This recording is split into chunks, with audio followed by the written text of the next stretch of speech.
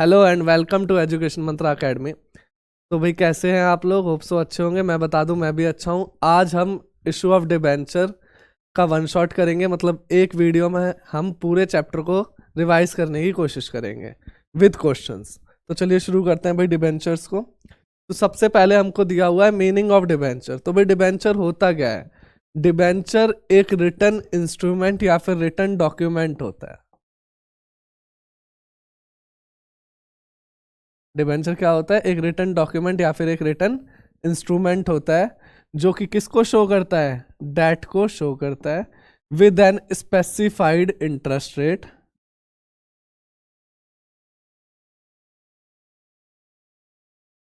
with an specified interest rate and term and condition of repayments।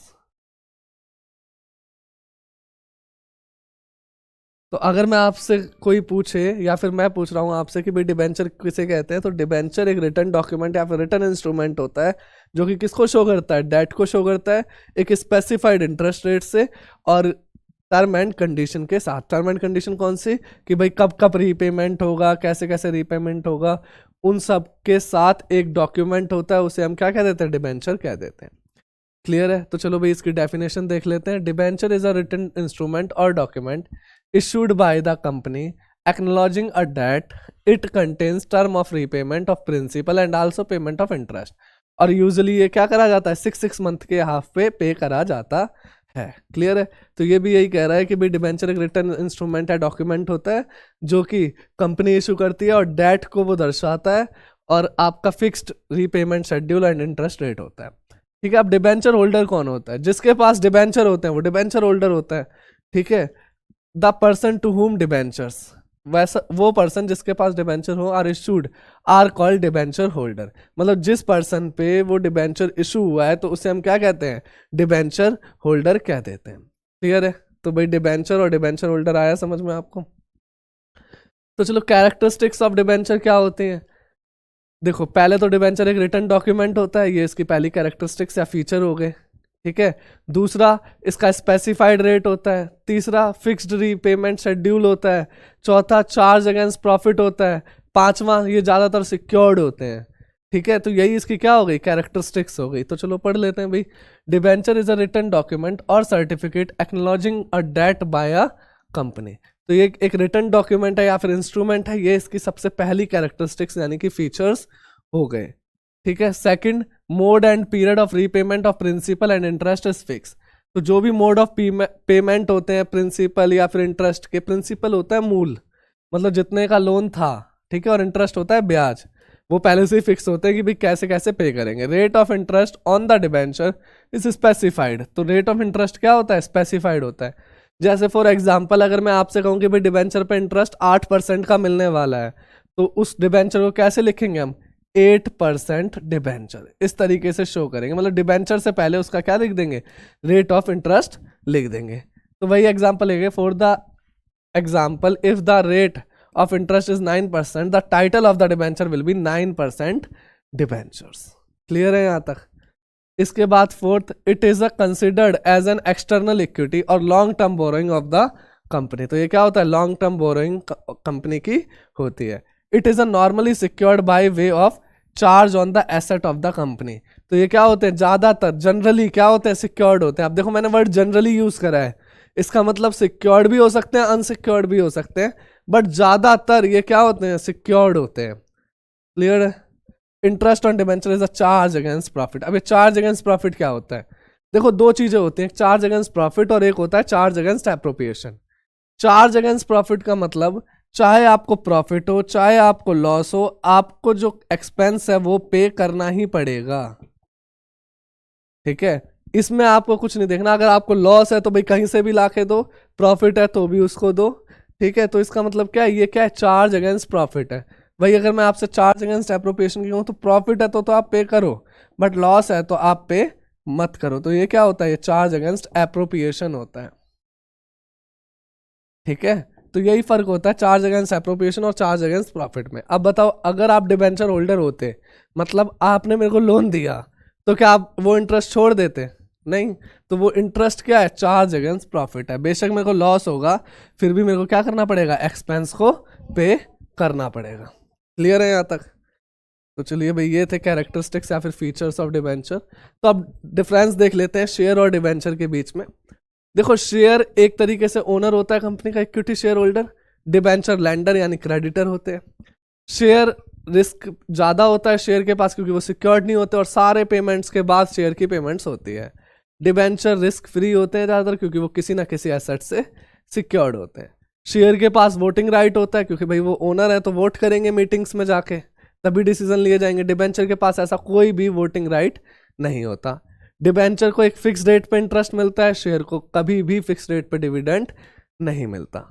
Clear है? तो यही कुछ थोड़े बहुत डिफरेंस है, तो पढ़ लेते हैं meaning. Debenture is the borrowing of the company. तो डिबेंचर क्या है, बोरोइंग है किस चीज की, कंपनी की। Share is the capital of a company. Share क्या है, कैपिटल है कंपनी की, तो इसलिए शेयर होल्डर क्या हो गए, ओनर हो गए कंपनी के।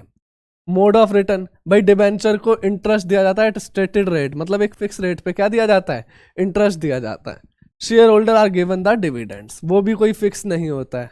ठीक है, अगर मैं इक्विटी की बात करूं तो वोटिंग राइट्स, डिबेंचर ओनर ही नहीं है तो उनको वोट देने का राइट ही नहीं है। ठीक है, तो debenture holder do not have any voting right, but share holder have a right to attend and vote in the meeting. Clear है यहां तक? Risk, debenture holder are relatively safe secured, debenture are risk free. तो debenture holder क्या होते हैं, equity share holder से तो safe ही होते हैं। क्यों? क्योंकि वो सिक्योर्ड होते हैं। और वही अगर इक्विटी शेयर होल्डर की बात करें तो उनके पास रिस्क ज़्यादा होता है। ठीक है, issued at discount, debenture discount पे इशू हो सकते हैं बट शेयर्स कभी भी डिस्काउंट पे इशू नहीं होते हैं।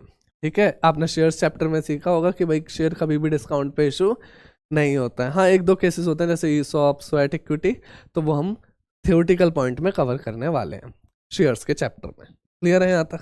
तो ये है डिफरेंसेस डिबेंचर्स के। अब देखते हैं भाई टाइप्स ऑफ डिबेंचर। डिबेंचर कितने तरीके के होते हैं, 4 तरीके के होते हैं। ठीक है, जैसे कि पहला security point of view, redemption point of view, registration point of view और कन्वर्टेबिलिटी पॉइंट ऑफ व्यू।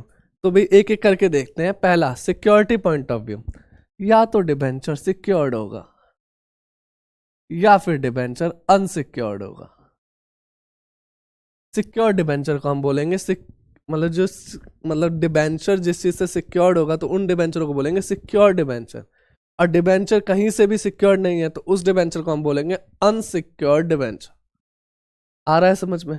ठीक है, रिडम्पशन पॉइंट ऑफ व्यू, एक रिडीमेबल डिबेंचर होंगे, एक नॉन रिडीमेबल डिबेंचर होंगे। फर्क क्या है, रिडीमेबल डिबेंचर एक टाइम के बाद हमको उनको पे करना ही पड़ेगा। नॉन रिडीमेबल डिबेंचर को हो सकता है कि भाई हम पे ही ना करें, इंटरेस्ट देते रहें। ठीक है, रजिस्ट्रेशन पॉइंट ऑफ व्यू, तो रजिस्ट्रेशन पॉइंट ऑफ व्यू में भी 2 कंडीशंस हैं। एक रजिस्टर्ड डिबेंचर होगा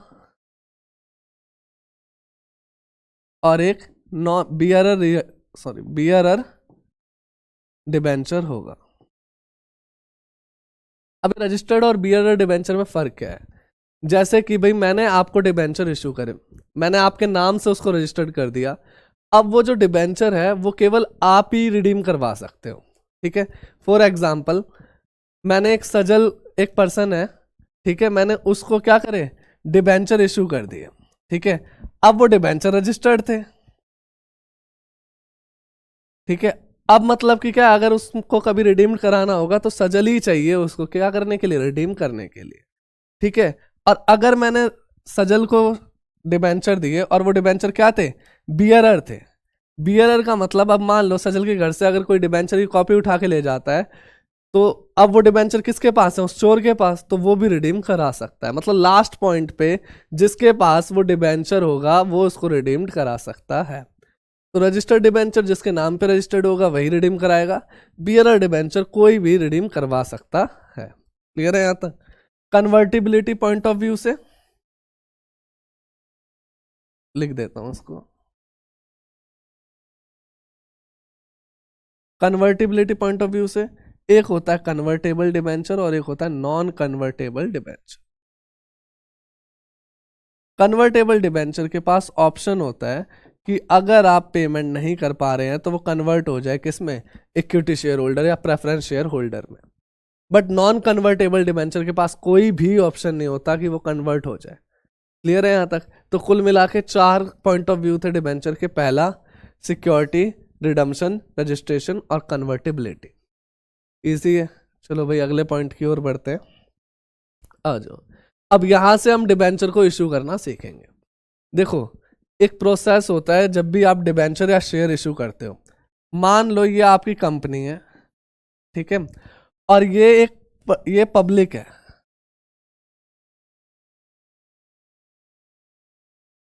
ये क्या है? पब्लिक है। आपने पब्लिक से कहा कि भाई मैं डिबेंचर इशू करने वाला हूं, जो जो इंटरेस्टेड पर्सन है वो मेरे पास पैसे लेकर आ जाए। देखो अगर मैं उनसे पैसे नहीं मंगवाता तो भाई अभी मैं आपसे कहूं कि कौन कौन मेरे डिबेंचर खरीदना चाहता है, तो हो सकता है भाई सारे ही हाथ उठा दें। क्यों? क्योंकि अभी उनका कुछ जा ही नहीं रहा है। तो वहां पे जब आप डिबेंचर के लिए इशू की कॉल करते हो ना, तो कंपनी कहती है जो जो मेरे डिबेंचर खरीदना चाहता है वो मेरे पास आए, एक एप्लीकेशन लेके, साथ में पैसे भी लेकर आए, ताकि मेरे को पता चल जाए कि कौन सा रियल में इच्छुक है मेरे डिबेंचर्स को खरीदने के लिए। ठीक है, तो जब भी पहली बार ये पब्लिक कंपनी के पास जाती है पैसे लेकर, तो इन्होंने क्या करा, एक तरीके से अप्लाइड करा, यानी कि एक एप्लीकेशन दी कि मैं आपके डिबेंचर को खरीदना चाहता हूं। ठीक है, इसलिए इसको कहते हैं एप्लीकेशन। ठीक है, अब इन्होंने एप्लीकेशन दी, आ रहा है समझ में?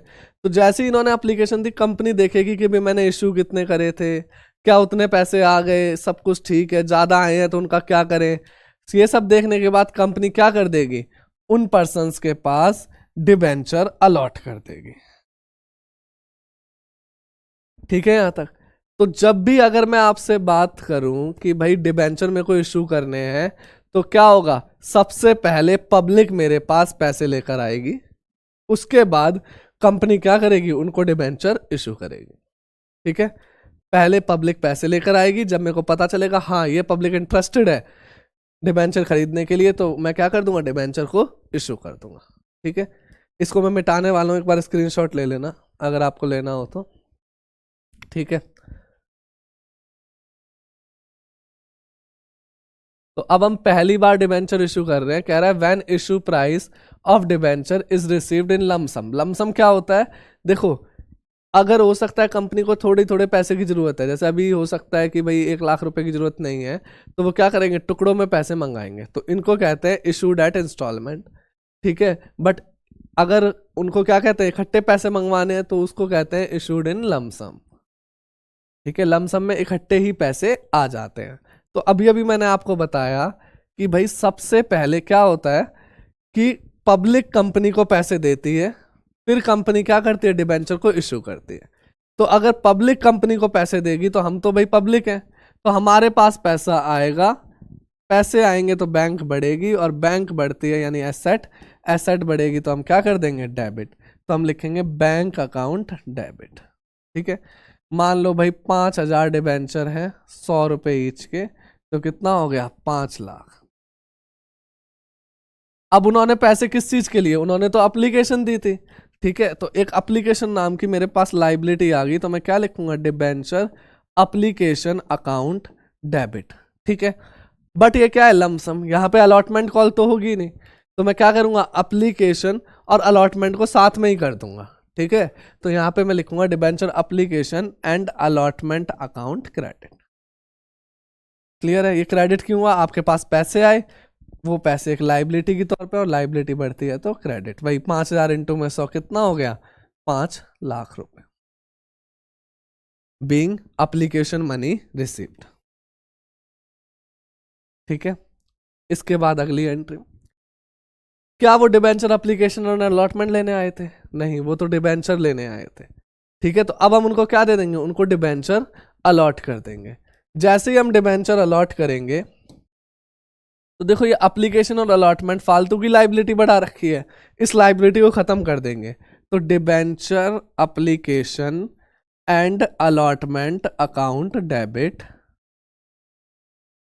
लाइबिलिटी कम होती है तो क्या करते हैं, डेबिट करते हैं। ठीक है, और किस लिए आए थे वो, डिबेंचर लेने के लिए। तो 2 में मान लो 9% डिबेंचर है, तो 2 में 9% डिबेंचर्स। ठीक है, ये परसेंट क्या दिखा रहा है, स्पेसिफाइड इंटरेस्ट रेट को दिखा रहा है, और डिबेंचर हमने क्या कर दिए, अलॉट कर दिए। एक डिबेंचर एक बोरोइंग है और लाइबिलिटी है, लाइबिलिटी बढ़ती है तो क्या करेंगे, क्रेडिट। भाई 5,000 इंटू में 100 कितना हो गया, 5 लाख और 5 लाख। ठीक है, एक LF की लाइन और आती है, उसको भी आप बना लेना। Being application money transfer to 9% debenture account. Easy है। तो लम सम में केवल 2 ही एंट्री होती है, पहला आपके जो बैंक में पैसे आए उसकी एंट्री करोगे, और दूसरा कंपनी ने जो अलॉट करे डिबेंचर उसके एंट्री करोगे। क्लियर है यहाँ तक, इजी है।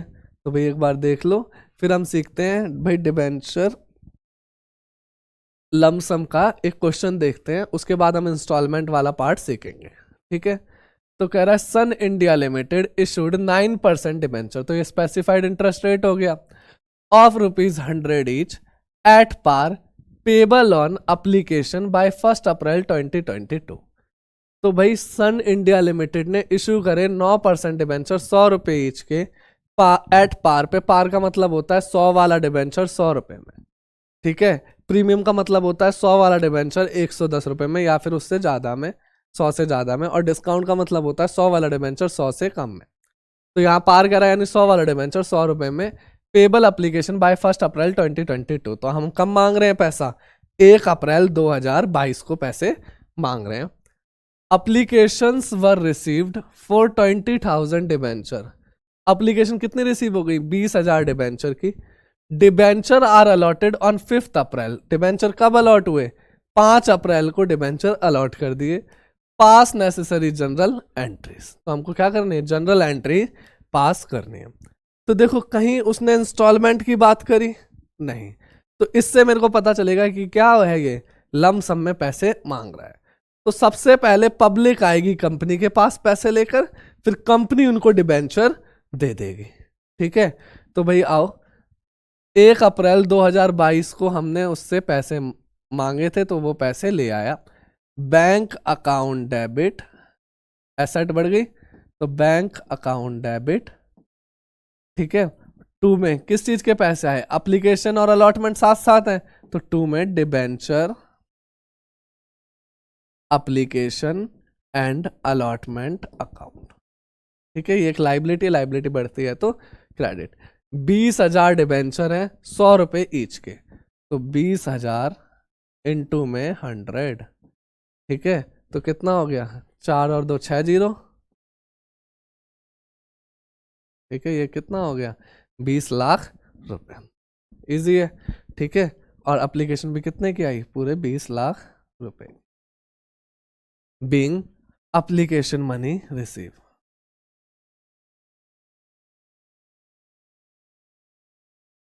अब क्या करेंगे, अब जो ये एप्लीकेशन आई या अलॉटमेंट आई, इसको क्या करेंगे, इसको ऐसे ही रहने देंगे या फिर इसको डिबेंचर में चेंज करेंगे। अब हम इसको डिबेंचर में कन्वर्ट करेंगे। तो जैसे ही हम डिबेंचर में इसको कन्वर्ट करते हैं, तो देखना क्या एंट्री होगी।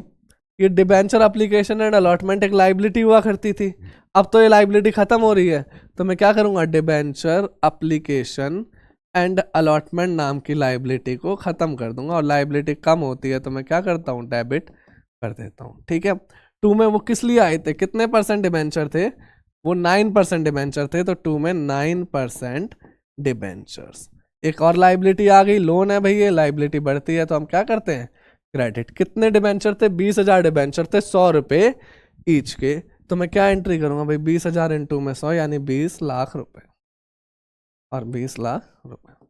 Being debenture 9% debenture allotted to applications, या फिर application money transfer to 9% debenture account. Easy है। तो बस इसी तरीके से आपको लमसम करना है। अब देखो इसकी भी डेट दी हुई थी, कितनी डेट थी, 5 अप्रैल, तो भाई डिबेंचर हमने कब अलॉट करे, 5 अप्रैल 2022 को। ठीक है, बीइंग आप लिख लेना। तो ये था हमारा लमसम का क्वेश्चन। क्लियर है यहाँ तक। तो चलिए अब हम देखते हैं, ये तो लमसम था, डिबेंचर इंस्टॉलमेंट में कैसे इशू करते हैं। When issue price of debenture is received in installment, कि भाई डिबेंचर्स के जो इशू प्राइस है वो किस में रिसीव हो रहे हैं, इंस्टॉलमेंट में। तो आओ फिर से वही एग्जांपल देखते हैं। ये हमारी कंपनी है और ये पब्लिक है।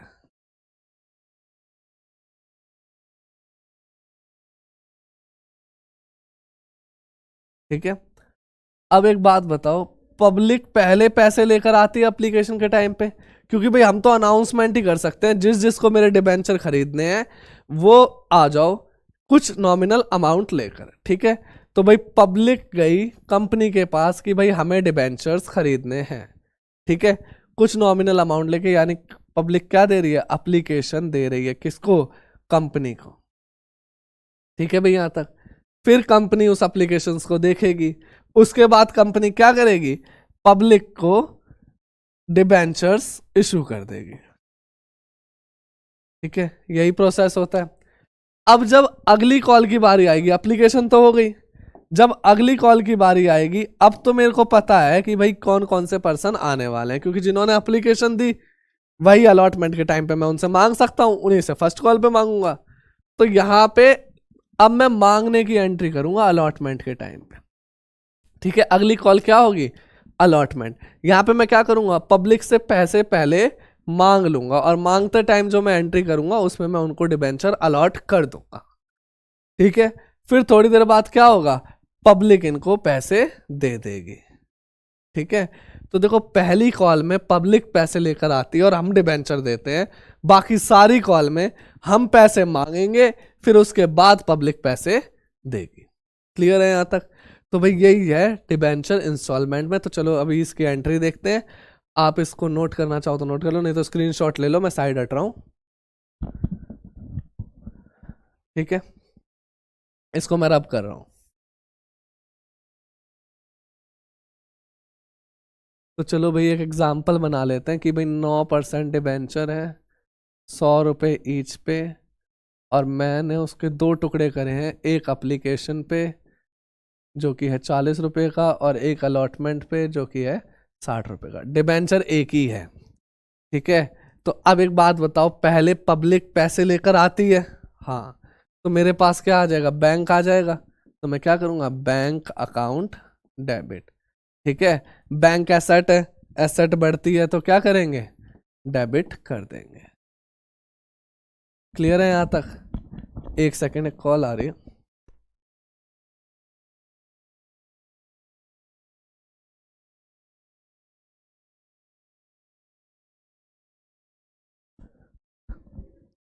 ठीक है, 2 में किस चीज की, मतलब क्या चीज ले वो लेकर आए? वो लेकर आए डिबेंचर एप्लीकेशन अकाउंट। ठीक है यहां तक? तो अब एक बात बताओ, एक ही डिबेंचर था, एप्लीकेशन पे कितने रुपए मांगे गए? 40 रुपए। तो 1 डिबेंचर इंटू में 40, यानी कितने रुपए आ गए? 40 रुपए और 40। भाई बैंक एसेट थी, बढ़ती है तो डेबिट, और एप्लीकेशन जो मेरे पास आई वो एक तरीके से लाइबिलिटी की तरह ट्रीट होती है, और लाइबिलिटी बढ़ती है तो हम क्या करते हैं? क्रेडिट कर देते हैं। इजी है यहां तक? Being application money received. इसके बाद देखना, क्या वो एप्लीकेशन के लिए आए थे या फिर हमको उन्हें डिबेंचर देने हैं? देखो पब्लिक ने अपना काम कर दिया, पब्लिक ने हमको पैसे दे दिए, अब हम क्या देंगे? उनको डिबेंचर देंगे। ठीक है, तो यहाँ पे हम एंट्री करेंगे, डिबेंचर एप्लीकेशन नाम की लाइबिलिटी खत्म हो गई, तो debenture application account debit. Liability खत्म होती है तो क्या करते हैं? डेबिट। उनको क्या चाहिए? उनको तो भाई डिबेंचर चाहिए। कितने वाले? 9% डिबेंचर। तो एक लाइबिलिटी और आ गई, 2 में 9% डिबेंचर अकाउंट। एक ही डिबेंचर था, एप्लीकेशन कितने की थी? 40 रुपए की, तो 40 रुपए और 40 रुपए। इजी है यहां तक? Being application money transfer to debentures account. ठीक है, अब देखो, अब पब्लिक से हमने पहले पैसे मंगवा लिए, हमने पब्लिक को डिबेंचर दे दिया। अब पब्लिक को तो सपने आएंगे नहीं कि भाई मेरे को पैसे देने हैं। अब हम अनाउंस करवाएंगे कि हे पब्लिक, मेरे को अलॉटमेंट मनी दो। ठीक है, तो जब मैं अनाउंस करवाऊंगा तो मैं उसकी एंट्री पास करूंगा। तो अब जब मैं अनाउंस करवा रहा हूं, यानी कि मेरी लाइबिलिटी, वो सॉरी एसेट है, तो डिबेंचर, अगली कॉल का नाम होता है allotment. Debenture allotment account debit. 2 में सीधा डिबेंचर दे दो इनको, क्योंकि मेरे को पता है कि उन्होंने वहां पैसे दिए तो यहां भी दे ही देंगे। ठीक है, तो 2 में 9% डिबेंचर। आप पैसे मांग रहे हो तो वो आपकी एसेट है, एसेट बढ़ती है तो डेबिट, और किसके बदले पैसे आए, एक कर्जा आ गया, लाइबिलिटी, लाइबिलिटी बढ़ती है तो हम क्या करते हैं, क्रेडिट। अलॉटमेंट कितने की थी, 60 रुपए की, तो एंट्री भी कितने से पास करेंगे, 60 रुपए से। Being allotment money due. ठीक है यहां तक। अब इसके बाद क्या करें, केवल हम ड्यू करके ही छोड़ दें, नहीं। अब क्या होगा, अब हमने पैसे मांग लिए, पब्लिक हमको पैसे दे देगी। ठीक है, जैसे ही पब्लिक पैसे देगी तो हमारा बैंक बढ़ जाएगा। ठीक है, तो बैंक अकाउंट डेबिट, एसेट है, एसेट बढ़ती है तो हम क्या करते हैं, डेबिट। टू में क्या अब ये एसेट रही अलॉटमेंट अकाउंट, नहीं, तो टू में डिबेंचर अलॉटमेंट अकाउंट। एसेट कम होती है तो क्रेडिट। कितने की थी अलॉटमेंट, 60 रुपए की, तो 60 और 60। डेट गिवन हो तो डेट लिख देना, नहीं गिवन हो तो डेट को खाली छोड़ देना। इजी यहां तक। तो इस तरीके से हम डिबेंचर इशू करते हैं, कहां पर, इंस्टॉलमेंट बेसिस पे। चलो भाई, इससे रिलेटेड एक क्वेश्चन देख लेते हैं इंस्टॉलमेंट बेसिस का।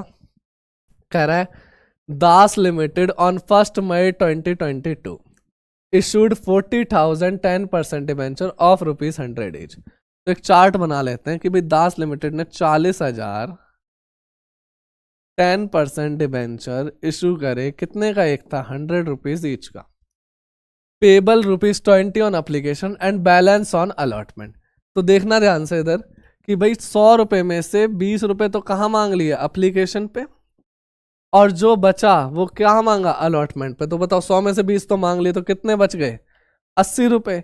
ये कहाँ मांगेगा, वो अलॉटमेंट पे मांग लेगा। Applications were received for the issued debentures and allotment was made to all the applicants. The amount was received on due dates. Pass the general entries. तो भाई वो हमसे क्या मांग रहा है, जनरल एंट्री की डिमांड कर रहा है। तो धीरे धीरे करके भाई देखो, एंट्री चाहे एक हो चाहे 4 हो, आपको तो फॉर्मेट में ही करनी है। तो पहले फॉर्मेट बना लेना, इन द बुक्स ऑफ, किसकी बुक में काम कर रहे हैं, Das limited, journal, date, particular, LF, debit, credit. फिर उसमें आप एंट्री पास करना। ठीक है, मैं आपको ऐसे ही करा रहा हूँ। फर्स्ट एंट्री, पहले बताओ पब्लिक हमको पैसे देगी तभी तो पता चलेगा हमें किस किस को डिबेंचर देने हैं। हाँ, तो यहाँ पे पैसे आएंगे तो मैं क्या करूँगा, बैंक अकाउंट डेबिट, किस चीज के पैसे आ गए, डिबेंचर एप्लीकेशन के पैसे आ गए। ठीक है यहां तक। तो बैंक अकाउंट डेबिट, टू में डिबेंचर एप्लीकेशन, बैंक एसेट है, बढ़ती है तो डेबिट, और डिबेंचर एप्लीकेशन लाइबिलिटी है, लाइबिलिटी बढ़ती है तो क्रेडिट। भाई 40,000 डिबेंचर थे, 20 रुपए के हिसाब से हमने मांगने हैं, मतलब आएंगे, तो 40,000 इंटू में 20 कितना हो गया, 8 लाख और 8 लाख। क्लियर है यहां तक। ठीक है, बीइंग एप्लीकेशन मनी रिसीव्ड। अब इसके बाद क्या करोगे, वो एप्लीकेशन, उन्होंने तो अपना काम कर दिया, उन्होंने तो भाई हमें पैसे दे दिए, अब हम क्या देंगे, उनको डिबेंचर्स देंगे। तो भाई ये डिबेंचर एप्लीकेशन नाम की लाइबिलिटी खत्म, तो debenture application account debit.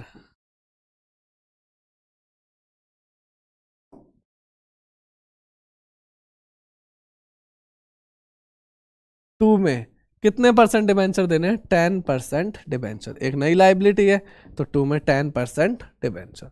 8 lakh आए थे, कोई भी ओवर सब्सक्रिप्शन अंडर सब्सक्रिप्शन नहीं था, तो 8 के 8 लाख उनको डिबेंचर्स के रूप में दे देंगे। Being application money transfer to debentures account. ठीक है, अब इसके बाद क्या करोगे, पब्लिक ने पैसे दिए, हमने डिबेंचर दिए, अब हम उनसे पैसे मांगेंगे, अलॉटमेंट के पैसे अब हम पब्लिक से मांगेंगे कि हे पब्लिक, अब अलॉटमेंट का टाइम आ गया, आप जो बचे हुए पैसे हैं वो दे दो। ठीक है, तो जब आप अलॉटमेंट मांग रहे हो तो अलॉटमेंट आपके लिए एसेट हो गई, तो आप क्या करोगे, debenture allotment account debit. To में कितने परसेंट डिबेंचर थे, सीधा डिबेंचर दे तो 10% डिबेंचर थे, तो टू में 10% डिबेंचर। कितने लोग थे, 40,000, और कितने की कॉल थी, 80 रुपए की, तो 40,000 इंटू में 80 कितना हो गया, 4 8 जा 32, 32 लाख। ठीक है, इसके बाद क्या करोगे, अब भाई आपने मांग लिए, फिर पब्लिक क्या करेगी, पब्लिक पैसे लेकर आ जाएगी, तो फिर आप फिर से वही एंट्री करोगे, बैंक अकाउंट डेबिट टू में किस चीज के पैसे आ रहे हैं, अलॉटमेंट के, तो टू में डिबेंचर अलॉटमेंट अकाउंट। ठीक है, 32 लाख मांगे थे, 32 लाख आ गए, being allotment money received. Easy है। तो इस तरीके क्वेश्चन आपके एग्जाम्स में आते हैं। हो सकता है एमसीक्यू के रूप में आए, वो कई बार ये पूछ लेता है कि भाई अलॉटमेंट अकाउंट में कितना पैसा आया, तो आप क्या बताओगे, 32 लाख रुपए। एमसीक्यू भी आ जाते हैं और आपका प्रॉपर सॉल्व में भी आ जाता है। ठीक है, तो चलिए भाई आगे बढ़ते हैं। When debenture issued at premium in lump sum. ठीक है, तो भाई डिबेंचर इशू किस पे करना है, प्रीमियम पे, वो भी लमसम पे। तो लमसम का मतलब फिर से वही है कि भाई सारे पैसे क्या आ जाएंगे, इकट्ठे आ जाएंगे। ठीक है, तो ना ही अलॉटमेंट की अलग से कॉल बनेगी, ना फर्स्ट कॉल की बनेगी, एप्लीकेशन और अलॉटमेंट साथ साथ आ जाएंगे। ठीक है, तो अब प्रीमियम का मतलब क्या होता है, सबसे पहले जब भी आपको शेयर्स का जो प्राइस है, मान लो फेस वैल्यू 100 रुपीज है, उससे ज्यादा आपको कोई भी अमाउंट मिलता है तो उसको आप प्रीमियम के नाम से जानते हो। ठीक है, और इस प्रीमियम को हम रिकॉर्ड करते हैं SPR के नाम से, यानी सिक्योरिटी प्रीमियम रिजर्व के नाम से। वही सिक्योरिटी प्रीमियम रिजर्व जब शेयर्स में हम एक्स्ट्रा पैसे लेते थे तो कहाँ डालते थे, सिक्योरिटी प्रीमियम रिजर्व में। तो जब भी डिबेंचर में भी एक्स्ट्रा पैसा आएगा तो हम कहाँ डालेंगे, सिक्योरिटी प्रीमियम रिजर्व के अंदर डाल देंगे। ठीक है, तो भाई मतलब ये कह क्या रहा है कि भाई डिबेंचर इशू तो हो रहे हैं बट प्रीमियम पे हो रहे हैं, यानी 100 वाला डिबेंचर कितना ज्यादा मांगो, चलो 20 रुपए, 120 रुपए पे इशू हो रहा है, जबकि डिबेंचर की फेस वैल्यू क्या है, मतलब उसकी लाइबिलिटी हमारे लिए कितनी है, 100 रुपए, बट हम इशू कितने पे कर रहे हैं, 120 रुपए पे। क्या ऐसा हो सकता है, हाँ ऐसा हो सकता है। ठीक है, तो अब अगर आप देखोगे तो भाई एंट्रीज पास करोगे, पहले पब्लिक जाएगी कंपनी के पास पैसे लेकर, तो कंपनी, हम तो कंपनी है, हमारे पास पैसा आ गया, और पैसा आएगा तो हम क्या करेंगे, बैंक अकाउंट डेबिट, यह LF का कॉलम है। ठीक है, बैंक अकाउंट डेबिट, टू में किस चीज के पैसे आए, डिबेंचर, एप्लीकेशन एंड अलॉटमेंट। अभी अलॉटमेंट साथ क्यों आ गया, अभी पीछे तो अलॉटमेंट अलग करा था हमने, एप्लीकेशन अलग और अलॉटमेंट अलग, फिर से ये अलॉटमेंट साथ आ गया, क्यों, क्योंकि लमसम में है, यानी कि अब अलॉटमेंट की कॉल नहीं होगी। और जब भी एक ही कॉल में सारे पैसे आ जाते हैं, यानी लमसम का केस होता है, तो एप्लीकेशन और अलॉटमेंट साथ साथ हो जाती है। ठीक है, तो भाई एक ही शेयर था हमारे पास 120 रुपए का, और पब्लिक कितने दे देगी, 120 रुपए और 120 रुपए, being application and allotment money received. इसके बाद क्या करोगे भाई, पब्लिक ने तो अपना काम कर दिया पैसे देके, अब हम काम करेंगे उनको डिबेंचर देके। ठीक है, मान लो यहाँ पे 7% डिबेंचर थे। ठीक है, तो यहाँ पे क्या लिखोगे, debenture application and allotment account debit, to में किस चीज के लिए वो आए थे, वो तो 7% डिबेंचर के लिए आए थे। ठीक है, अब देखो प्रीमियम का मतलब क्या होता है कि भाई फेस वैल्यू से भी ज्यादा रुपए लेना, लाइबिलिटी तो 100 की बननी थी बट ले कितने लिए, 20 रुपए और ज्यादा। ठीक है, तो 120 हमको टोटल मिले, जिसमें से डिबेंचर कितने का था, 100 ही रुपए का था, और 20 रुपए किस चीज के मिले, हमको एक्स्ट्रा पैसे मिले सिक्योरिटी प्रीमियम रिजर्व के। कोई भी रिजर्व हमारे लिए लाइबिलिटी होता है, और लाइबिलिटी बढ़ती है तो हम क्या करते हैं, क्रेडिट करते हैं। तो टू में security premium reserve account credit हो जाएगा। कितने का सिक्योरिटी प्रीमियम रिजर्व है, 20 रुपए का सिक्योरिटी प्रीमियम रिजर्व है, being application and allotment money transfer to 7% debenture and security premium reserve. ठीक है, क्लियर है यहाँ तक। तो जब भी भाई प्रीमियम पे इशू होता है तो हम इस तरीके से लमसम पे करते हैं।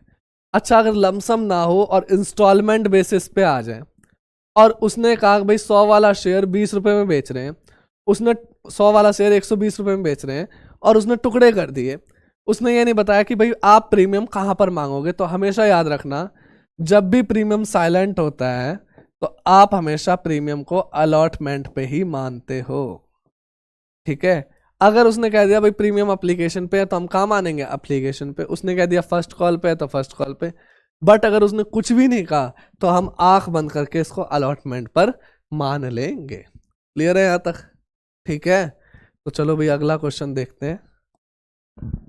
कह रहा है lemon tree limited issued 5,000 debenture of ₹100 each.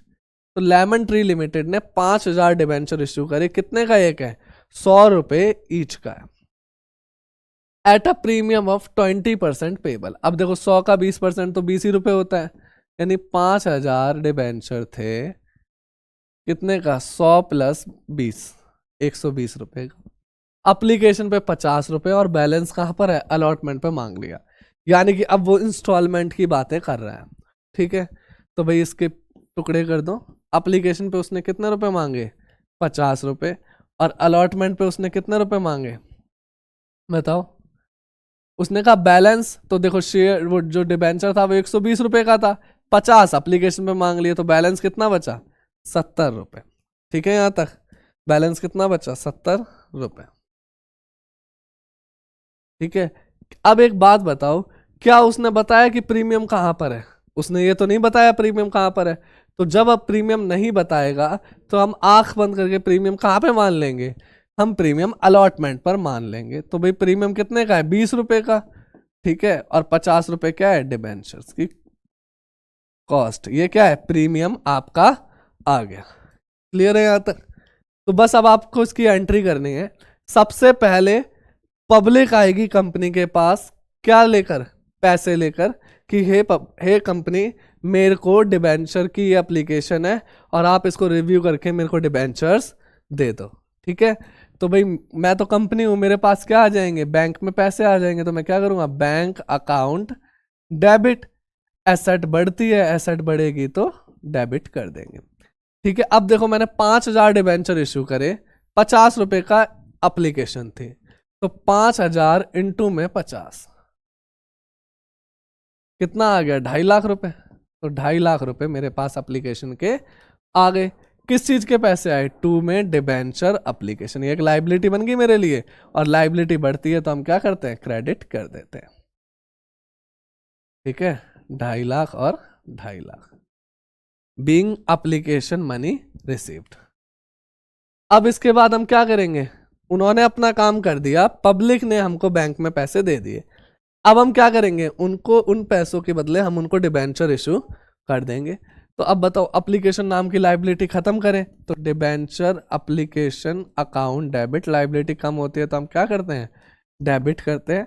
2 में कितने परसेंट डिबेंचर, कहीं बताया उसने, उसने कहीं भी परसेंटेज डिबेंचर का जिक्र नहीं करा। तो जब भी क्वेश्चन आपको परसेंटेज ऑफ डिबेंचर नहीं बताएगा तो आप केवल यहाँ पे परसेंटेज डिबेंचर लिख दोगे।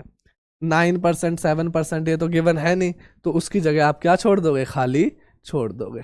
ठीक है, 2.5 लाख और 2.5 लाख, इजी है यहां तक। फिर इसके बाद क्या करेंगे, इसके बाद हम अलॉटमेंट मांगेंगे। देखो पहले पब्लिक मेरे पास पैसे लेकर आई, हमने उनको डिबेंचर दे दिए। अब कंपनी पब्लिक से पैसे मांगेगी, हे पब्लिक मेरे को पैसे दे दो, अब जरूरत है अलॉटमेंट के टाइम पे। तो अब जब मांगेंगे तो हम क्या करेंगे, डिबेंचर अलॉटमेंट अकाउंट डेबिट कर देंगे। ठीक है, और किस चीज के पैसे मांग रहे हैं, हम 50 रुपए तो डिबेंचर के मांग रहे हैं और 20 रुपए प्रीमियम के मांग रहे हैं। तो इनका क्या कर देंगे, अलग अलग एंट्री कर देंगे। 50 रुपए हमने डिबेंचर के मांगे, इसको हम बोलते हैं परसेंटेज डिबेंचर, और जो 20 रुपए मांगे वो प्रीमियम के मांगे, तो इसको हम बोलेंगे सिक्योरिटी प्रीमियम रिजर्व। तो 2 में सिक्योरिटी प्रीमियम रिजर्व। ठीक है, अब बताओ 5,000 डिबेंचर थे, 50 रुपए के हिसाब से कितना हो गया, 2.5 लाख। 2.5 लाख के क्या है, परसेंटेज डिबेंचर है, और 5,000 डिबेंचर 20 रुपए का प्रीमियम, तो भाई 1 लाख। 1 लाख का क्या है, सिक्योरिटी प्रीमियम रिजर्व है। तो हमने अलॉटमेंट पे कितने रुपए मांगे, 3.5 लाख रुपए। क्लियर है। अब जब हमने पैसे मांग लिए, इसके बाद हम क्या करेंगे, इसके बाद हमारे बैंक में पैसे आ जाएंगे। ठीक है, जैसे ही बैंक में पैसे आ गए तो हम क्या एंट्री करेंगे, बैंक अकाउंट डेबिट। 2 में किस चीज के पैसे आ रहे हैं, अलॉटमेंट के, तो 2 में डिबेंचर अलॉटमेंट अकाउंट।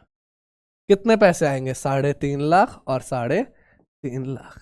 ध्यान रखना, इशू करते टाइम पर बैंक वाली एंट्री में कभी भी सिक्योरिटी प्रीमियम रिजर्व नहीं आता है। जब आप मांगोगे तो आप उसके टुकड़े दिखाओगे कि भाई 2.5 लाख मैंने डिबेंचर के मांगे हैं और 1 लाख मैंने प्रीमियम के मांगे हैं। ठीक है। और जब आपके बैंक में पैसे आएंगे तो आप कोई भी टुकड़े दिखाने की जरूरत नहीं है भाई, जितने पैसे आए बैंक में आप उतने ही पैसे शो करोगे। ठीक है, तो बढ़ते हैं भाई अगले क्वेश्चन की ओर। एक बार आप इसका स्क्रीनशॉट ले लो अगर आपको स्क्रीनशॉट लेना है तो।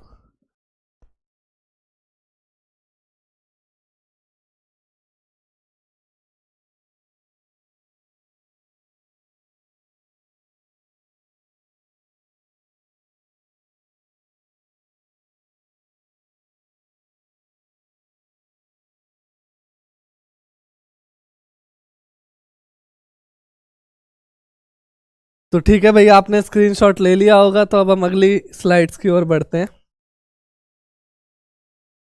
तो भाई अब हम सीखेंगे कि डिबेंचर इशू डिस्काउंट पर कैसे होते हैं। ठीक है, डिस्काउंट का मतलब क्या हुआ, जैसे कि आपका डिबेंचर 100 रुपये का है तो उससे कम प्राइस में आप उसको बाई कर सकते हो। जैसे कि किसी कंपनी के डिबेंचर की फेस वैल्यू 100 रुपीज़ है और वो डिबेंचर को 90 रुपीज़ में बेचना चाहता है, तो ये क्या हो गया, डिबेंचर इशू हो रहा है एट अ डिस्काउंट पे। ठीक है, तो अब हम इसकी क्या जनरल एंट्री करेंगे। तो भाई हमने सीखा था कि पहले पब्लिक कंपनी को क्या देती है, पैसे देती है, और फिर कंपनी पब्लिक को क्या करती है, डिबेंचर्स दे देती है। ठीक है, तो अब हम जो डिस्काउंट की एंट्री देखेंगे तो उसी हिसाब से देखेंगे। तो पहले जो बैंक में पहले तो पब्लिक पैसे देगी तो हमारे पास बैंक बढ़ जाएगा, तो बैंक एसेट है, एसेट बढ़ती है तो डेबिट। टू में किस चीज के पैसे आए, अप्लीकेशन और अलॉटमेंट के, तो अब हम क्या करेंगे, टू में डिबेंचर, अप्लीकेशन एंड अलॉटमेंट। ठीक है, लमसम है तो साथ में और इंस्टॉलमेंट है तो अलग अलग इसको रिकॉर्ड करेंगे। अब बताओ भाई, बैंक में वो 100 रुपये देगा या 90 रुपये देगा, वो तो डिस्काउंट काट के पैसे देने वाला है, तो वो कितने रुपए देगा, 90 रुपये। तो 90 रुपये बैंक में आ गए, किस चीज के, डिबेंचर, अप्लीकेशन एंड अलॉटमेंट के। अब कंपनी के पास पैसे आ गए, अब कंपनी क्या करेगी, इस पैसे को डिबेंचर के रूप में बदल के पब्लिक को देगी। ठीक है, तो अप्लीकेशन और अलॉटमेंट नाम की लाइबिलिटी क्या हो गई, खत्म हो गई। तो यहाँ पे क्या करेंगे, debenture, application and allotment account debit. ठीक है, और टू में क्या आएगा, किस चीज के लिए आए हैं, वो डिबेंचर के लिए, तो डिबेंचर का रेट ऑफ इंटरेस्ट तो दिया नहीं है, तो हम क्या लिखेंगे, टू में परसेंटेज डिबेंचर। ठीक है, तो टू में यहाँ पे लिख दो percentage debenture. Rate of interest दिया होता तो 8% debenture, 7% debenture, but rate of interest नहीं दिया तो टू में परसेंटेज डिबेंचर। ठीक है, अब यहाँ पे देखो 90 रुपए की एप्लीकेशन थी, बट डिबेंचर कितने का देना पड़ेगा हमको, 100 रुपीज का, तो डिफरेंस क्रिएट हो गया। तो भाई 10 रुपए का क्या करा हमने, उसको डिस्काउंट दिया। ठीक है, अब डिस्काउंट कंपनी के लिए क्या है, लॉस है, तो लॉस बढ़ता है तो हम क्या करते हैं, डेबिट। तो यहाँ पे हम लिखेंगे discount on issue of debenture. ठीक है, लॉस है, लॉस बढ़ता है तो हम क्या कर देते हैं, डेबिट, कितने से, 10 रुपए से। तो देखो जब भी एसपीआर आता है इशू के टाइम पे या फिर डिस्काउंट आता है इशू के टाइम पे, तो बैंक वाली एंट्री क्लियर रहती है, जितना पैसा आया उसमें उससे रिकॉर्ड करते हैं। बट जब हम इसको हम डिबेंचर देते हैं या फिर सेट ऑफ करते हैं उस एंट्री को, तब देखा जाता है कि भाई वो पैसा प्रीमियम पे गया या फिर डिस्काउंट में गया।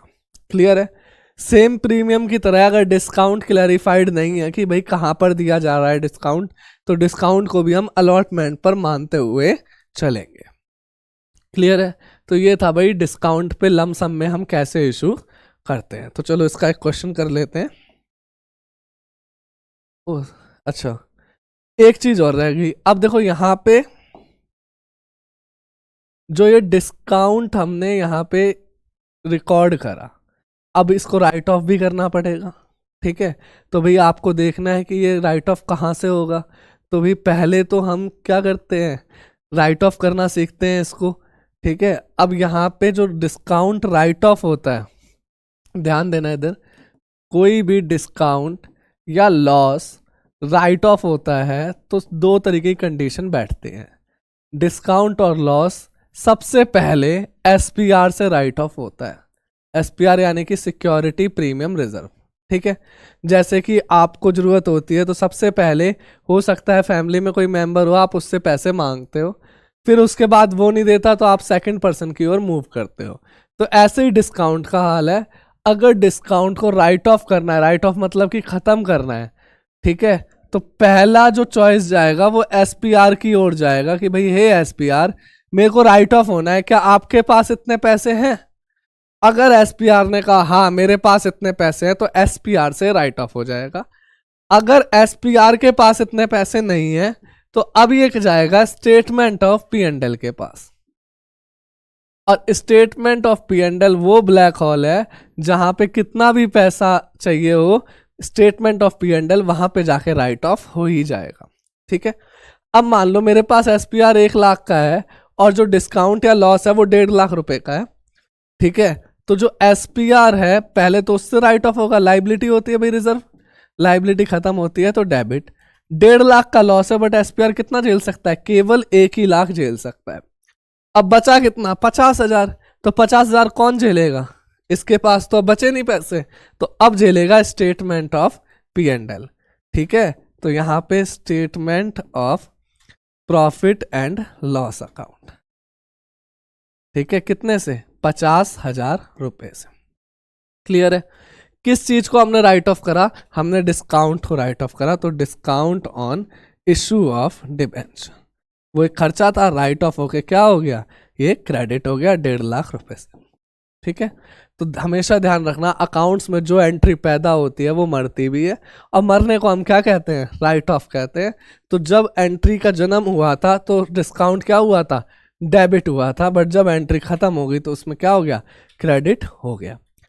और सेकंड केस, अगर मान लो एसपीआर के पास पैसा ही नहीं होता, एसपीआर के पास पैसा नहीं होता, तो सीधा डिस्काउंट कहां से सेट ऑफ होता?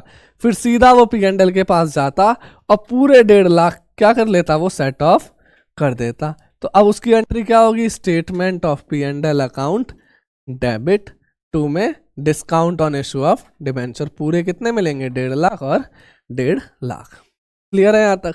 तो हमेशा ध्यान रखना पहला मौका एसपीआर के पास है। अगर एसपीआर मदद कर सकता है तो उसकी मदद लेंगे, और एसपीआर मदद नहीं कर सकता तो हम कहाँ जाएंगे? Statement of profit and loss के पास जाएंगे। क्लियर है? तो भाई अब हम अपने क्वेश्चन में देखते हैं, इस डिस्काउंट को मेरे को राइट ऑफ करना है। इस डिस्काउंट को क्या करना है? राइट ऑफ करना है। क्या मेरे पास एसपीआर पड़ा हुआ है इस पूरे क्वेश्चन में? कहीं एसपीआर नहीं पड़ा हुआ। अब मान लो सिक्योरिटी प्रीमियम रिजर्व पड़ा ही नहीं है, तो अब मैं करूं क्या? अब मैं सीधा जाऊंगा statement of P and L के पास और वहां पे जाके इस लॉस को क्या कर दूंगा? राइट ऑफ कर दूंगा। तो यहां पे मैं एंट्री करूंगा statement of P and L. Loss है इसलिए प्रॉफिट एंड लॉस क्या हो रहा है? डेबिट 2 में discount on issue of debenture. Clear है? कितने रुपए से? 10 रुपए से और 10 रुपए से। ठीक है, तो हमेशा याद रखना जब भी डिस्काउंट की एंट्री होगी तो कहाँ एंट्री होगी? एक तो आपका जो पैसा आता है उसकी एंट्री करोगे, दूसरा उसको डिबेंचर देने की एंट्री करोगे, तीसरा एक्सपेंस को राइट ऑफ की एंट्री, एक्सपेंस राइट ऑफ की एंट्री करोगे।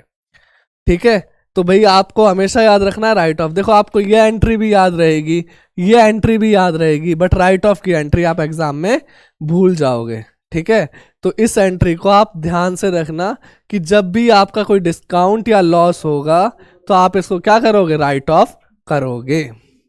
क्लियर है? तो ठीक है भाई, अब आगे बढ़ते हैं इसकी क्वेश्चन की तरफ। राइट ऑफ लॉस हो गया, आगे बढ़ते हैं। Nitro limited issued 20,000 9% debenture of ₹1000 each. तो भाई नाइट्रो लिमिटेड ने 20,000 9% डिबेंचर इशू करे, और एक डिबेंचर कितने का है? 1,000 रुपए ईच का। कह रहा है एट अ डिस्काउंट ऑफ 10%। कितने डिस्काउंट पे? 10% के डिस्काउंट पे उसने इशू करे। तो 1,000 का 10% कितना हो गया? 100 रुपए। यानी वो मतलब कितने का इशू कर दिया? 900 रुपीज का। On 1 April 21 payable ₹300 on application and the balance on allotment. ठीक है, पास नेसेसरी जनरल एंट्रीज। तो देखो भाई एप्लीकेशन पे कितने मांगे उसने? 300 रुपए मांगे। तो डिबेंचर तो 1,000 रुपए का था, तो अलॉटमेंट पे कितने मांगेगा वो? 700 रुपए। तो 1,000 रुपए हो गए। अब बताओ डिस्काउंट के बारे में उसने कुछ बोला कि एप्लीकेशन पे या अलॉटमेंट पे? तो जैसे हम प्रीमियम को अलॉटमेंट पे मानते हैं, ऐसे डिस्काउंट को भी कहाँ मानेंगे, अलॉटमेंट पर मानेंगे। ठीक है, तो 700 में से कितने का डिस्काउंट था, 100 रुपये का, तो अलॉटमेंट पे कितने रुपए आने वाले हैं, 600 रुपये। ठीक है, अब आप इसकी एंट्री पास कर दो। तो सबसे पहले पब्लिक आएगी कंपनी के पास, पब्लिक आएगी कंपनी के पास क्या लेकर, पैसे लेकर कि भाई हमको डिबेंचर खरीदना है। तो भाई हम तो कंपनी है, हमारे पास पैसे आएंगे तो बैंक बढ़ जाएगा, तो मैं क्या लिखूंगा, बैंक अकाउंट डेबिट। ठीक है, यहां तक। 2 में किस चीज के पैसे लेकर आ रहे हैं, वो एप्लीकेशन के, तो 2 में डिबेंचर एप्लीकेशन। ठीक है, 20,000 डिबेंचर थे 300 के हिसाब से, तो 20,000 इंटू में 300, तो कितने जीरो हो गए, 2 और 4 6 जीरोस। ठीक है, तो यहाँ पे कितना आ गया, 60 लाख। एक सेकेंड, 6 1 2 3 1 2 3, तो कितना आ गया, 60 लाख और 60 लाख। क्लियर है, बीइंग एप्लीकेशन मनी रिसीव्ड। फिर इसके बाद क्या होगा भाई, कंपनी के पास तो एप्लीकेशन चली गई, अब कंपनी इसको रिव्यू करके क्या करेगी, डिबेंचर को अलॉट कर देगी। जैसे डिबेंचर अलॉट होंगे तो एप्लीकेशन नाम की लाइबिलिटी खत्म, तो डिबेंचर एप्लीकेशन अकाउंट डेबिट 2 में 9% डिबेंचर। क्लियर है, कितने से आए थे, 60 लाख रुपए आए थे, 60 लाख और 60 लाख उनको डिबेंचर मिल गए। अब इसके बाद बारी किसकी आई, अलॉटमेंट की। अलॉटमेंट पे पहले पैसे मांगोगे क्योंकि भाई पब्लिक तो स्पेसिफाइड है, तो आप क्या करोगे, पहले पैसे मांग लोगे। जैसे ही पैसे मांगोगे तो भाई अलॉटमेंट आपके लिए एसेट होगी, तो आप एंट्री करोगे डिबेंचर अलॉटमेंट अकाउंट डेबिट। क्या इस पे डिस्काउंट था, हाँ इस पे तो डिस्काउंट भी है, यानी नुकसान भी हो गया, एक्सपेंस बढ़ता है तो credit, loss on issue of debenture. ठीक है, 2 में कितने परसेंट डिबेंचर थे, 9% डिबेंचर। ठीक है, यहां तक। अब बताओ 20,000 डिबेंचर थे 700 के हिसाब से, तो उसको कितने के डिबेंचर मिल जाएंगे, 14 और 6 जीरो, 1 2 3 1 2 3। ठीक है, 1,40,40,00,000 रुपए के डिबेंचर उसको मिल जाएंगे। बट अलॉटमेंट पे कितने पैसे मांगोगे, क्या उससे 700 रुपये मांगोगे, नहीं, डिस्काउंट काट के मांगेंगे हम, कितने मांगेंगे, 600 रुपये। तो 20,000 इंटू में 600 कितना हो गया, 1,20,00,000। क्लियर है यहां तक। और भाई डिस्काउंट कितने का है, 100 रुपये का, तो 20,000 इंटू में 100। ठीक है, तो 4 और 2 6, ये कितना हो गया, 20,00,000 रुपए बीइंग अलॉटमेंट मनी ड्यू। ठीक है, अब आपने पैसे मांग लिए, अब पब्लिक के पास नोटिस जाएगा कि भाई अब मेरे को पैसे देने हैं। जैसे ही नोटिस जाएगा पब्लिक क्या करेगी, पैसे दे देगी। तो क्या एंट्री करेंगे, बैंक अकाउंट डेबिट, और किस चीज के पैसे आ रहे हैं, डिबेंचर अलॉटमेंट के, तो 2 में डिबेंचर अलॉटमेंट अकाउंट। कितने आए भाई, मांगे जब 1,20,00,000 थे तो आएंगे भी कितने, 1,20,00,000, 1.20 करोड़। अच्छा 14 करोड़ क्यों, वो 1,40,00,000 क्यों नहीं आए, क्योंकि भाई वो मांगे नहीं, उतने के डिबेंचर उनको मिलेंगे। ठीक है, इसको एक एग्जाम्पल की तरह से देखते हैं। आपने एक शॉल का प्राइस पता करा 500 रुपये का, उसके रेट आपने बार्गेनिंग करके उसका रेट आपने 250 रुपये लगवा लिया, या फिर चलो 200 रुपये लगवा लिया।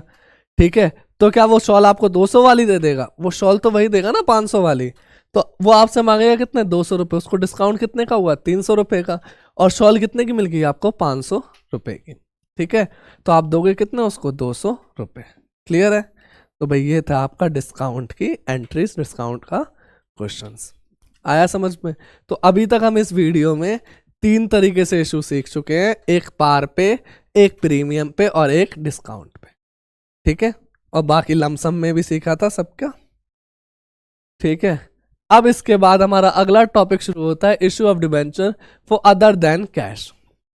ठीक है, जैसे पहले ज़माने में होता था कि भाई आपके पास गेहूं है, किसी के पास चावल है, आपको गेहूं की ज़रूरत है, उसको चावल की ज़रूरत है, तो आप क्या कर लोगे, आपस में इंटरचेंज कर लोगे। कुल मिला के बार्टर सिस्टम के नाम से आप उसे जानते हो। तो इसी तरीके से डिबेंचर है, ये देखो ये एक वेंडर है, ये क्या है, एक वेंडर है, ठीक है। और ये हमारी कंपनी है, हमारी कंपनी को एक मशीन की जरूरत है और इस वेंडर के पास वो मशीन है, बट हमारे पास इतने पैसे नहीं है कि भाई हम इस मशीन को खरीद सके। तो हम क्या करेंगे, इस मशीन को परचेस करने की बात करेंगे, ये मशीन मेरे पास आ जाएगी, ठीक है। बदले में हम कैश नहीं देंगे, क्या कैश नहीं देंगे, हम उसको क्या देंगे, हम उसको डिबेंचर देंगे, ठीक है। तो अब एक बात बताओ, जो हम उसको डिबेंचर देंगे, ये तो हमने क्या करा, इशू कर दिया, बट ये इशू था अदर देन कैश, मतलब कैश के अलावा किसी और टर्म में मैंने इसको क्या कर दिया, इशू कर दिया। क्लियर है, इजी। तो इसे हम पुराने जमाने में तो बार्टर सिस्टम कहते थे, बट हम डिबेंचर में कहेंगे debenture issued other than cash. फिर से समझ लो, ये मशीनरी है, ये मशीनरी मेरे को खरीदनी थी, मेरे पास कैश नहीं था, तो मैंने मशीनरी खरीद ली, उसके बदले क्या इशू कर दिए, डिबेंचर इशू कर दिए, ठीक है। चलो भाई आगे चलते हैं, इसको बोलते हैं अदर देन कैश। तो देखो यहाँ पे एक क्वेश्चन है अदर देन कैश का ही, कह रहा है Joy limited company bought a building. तो एक जॉय लिमिटेड नाम की कंपनी, उसने क्या खरीदी, उसने एक बिल्डिंग को खरीदा, ठीक है, ₹4.9 लाख, कितने की खरीदी, 9 लाख रुपए की। And the consideration was paid by issuing 10% debentures of the nominal value या फेस वैल्यू ऑफ ₹100 ईच। और वो हमसे जनरल एंट्री की डिमांड कर रहा है, ठीक है। इस बात का ध्यान रखना कि अब यहाँ पे देखो बिल्डिंग उसने खरीदी, बिल्डिंग के बदले उसको कैश देना चाहिए था, बट कैश की जगह उसने क्या दे दिया, डिबेंचर दे दिया। तो देखो सबसे पहले मेरे पास बिल्डिंग आई, तो मैं क्या एंट्री करूंगा, building account debit, building asset है, एसेट बढ़ती है तो क्या करते हैं, डेबिट, तो बिल्डिंग अकाउंट डेबिट। टू में किससे खरीदी, कुछ दिया है भाई, किस बंदे से खरीदी है, नहीं। तो अगर पर्सन का नाम दिया हुआ है तो पर्सन का नाम लिखोगे, नहीं दिया हुआ तो आप वेंडर लिखोगे, ठीक है। और ये एक लाइबिलिटी है, लाइबिलिटी बढ़ती है तो हम क्या करेंगे, क्रेडिट लिखेंगे, वेंडर ऑफ बिल्डिंग, ठीक है। वेंडर क्या होता है, व्यापारी, ठीक है, जो बिल्डिंग को बेचने के लिए तैयार है। बीइंग बिल्डिंग परचेस,